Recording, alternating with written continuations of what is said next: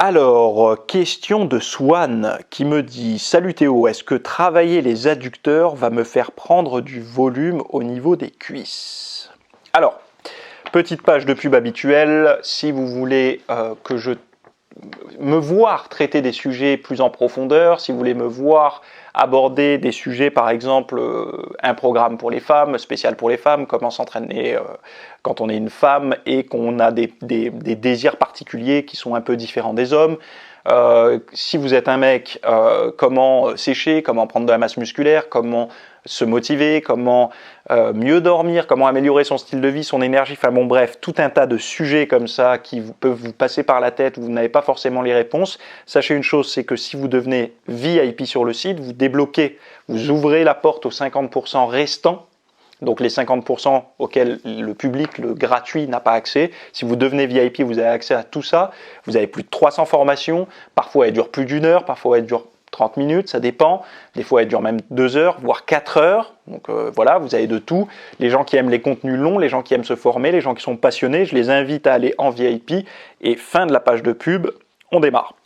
Alors, est-ce que travailler les adducteurs va me faire prendre du volume au niveau des cuisses? Alors, j'en parlais récemment, il y a beaucoup de personnes, et je pense que c'est une question légitime, et notamment au niveau des femmes. Alors là, je ne sais pas si Swan est un homme ou une femme, hein, parce que je n'ai pas regardé, mais il y a quelque chose qui se passe par rapport à ça, c'est que beaucoup de femmes, et je vais parler pour les femmes là, n'ont pas envie de mettre du poids quand elles travaillent les cuisses, n'ont pas envie de travailler des zones musculaires en particulier par peur de prendre de la masse, de prendre du volume, de gonfler. Il faut savoir une chose, c'est que ce qui va faire que vous allez grossir en termes de masse musculaire, c'est deux choses.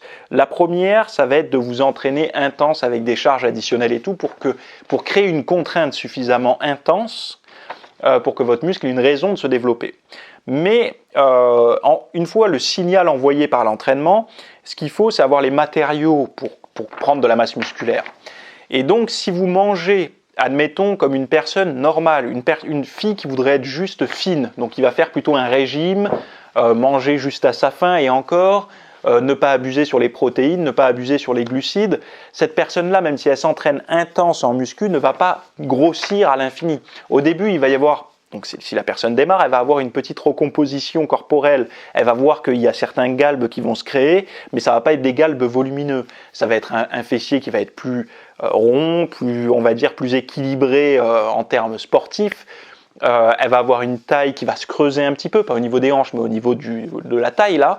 Elle va avoir peut-être un galbe au niveau de la cuisse qui va un petit peu s'accentuer, mais en règle générale, si elle mange en mode régime et qu'elle s'entraîne, elle va plutôt perdre du gras. Elle va tonifier son muscle, mais elle va plutôt perdre du gras. Donc entraîner les adducteurs va me faire prendre du volume au niveau des cuisses. Eh bien oui, si tu manges pour prendre de la masse musculaire, donc si tu demandes à ton corps de fabriquer du muscle, c'est-à-dire 1 par l'entraînement, 2 par la nutrition, et si tu ne veux pas prendre du volume et juste tu veux cramer cette zone, c'est-à-dire que tu veux solliciter cette zone sans la surdévelopper, eh bien c'est tout simplement qu'il ne faut pas que tu ajoutes, que tu surcompenses au niveau nutritionnel, je ne vais pas dire calorique, mais au niveau nutritionnel. C'est-à-dire que si tu vas manger suffisamment... En fait, si tu crées un anabolisme, donc si tu crées de la construction dans ton corps, et qu'en plus tu crées une demande de construction par l'entraînement, là tu vas prendre. Mais si tu manges... C'est pour ça que, regardez tout ce qui est les mannequins, les nanas que vous voyez très très fines sur les réseaux, qui sont tout le temps en muscu, vous vous dites, mais attends, c'est pas possible. Elle fait à fond de muscu, elle est super sèche, super fit, et elle fait à fond de muscu, elle est super massive et tout. Je préfère ressembler à celle qui est fit, celle-là, elle est plutôt massive, elle est très musclée, mais je préfère l'autre. Et en fait, la différence qu'il y a entre les deux, les gens ne le voient pas, ils se disent, ouais, mais c'est génétique. Bien sûr, il y a une part de génétique, mais aussi ce qu'elle bouffe. Celle qui est super volumineuse, elle mange pas pareil que celle qui est super fit. Et la notion de nutrition, c'est pour ça que beaucoup cherchent des programmes spéciaux pour femmes. Le truc qui est spécial, c'est ce qu'on mange en fait. Mais attention, je minimise pas l'entraînement. Me faites pas dire ce que j'ai pas dit, je ne minimise pas l'entraînement. Je suis convaincu que l'entraînement, il n'y a pas une histoire de pourcentage. Pour moi, en fait, les gens séparent entraînement et diète. Pour moi, c'est une même chose. C'est comme si on voulait aller faire de la natation et se servir que de ses bras et pas de ses jambes. Voilà, on veut nager, on fait le crawl, on nage qu'avec les bras et pas les jambes. Pour moi, c'est la même chose de séparer entraînement, donc entraînement en muscu ou fitness, comme vous voulez, et nutrition. C'est comme en fait nager qu'avec les bras et pas les pieds, quoi. Donc il n'y a pas de pourcentage, c'est en fait on fait voilà, le ratio au niveau de l'alimentation va être différent si on ne veut pas prendre de masse musculaire, il va être différent si on veut en prendre, etc. etc. Donc est-ce que travailler les adducteurs va me faire prendre du volume au niveau des cuisses? La réponse est Swan, oui si tu manges pour en prendre, non si tu ne manges pas pour en prendre. Voilà.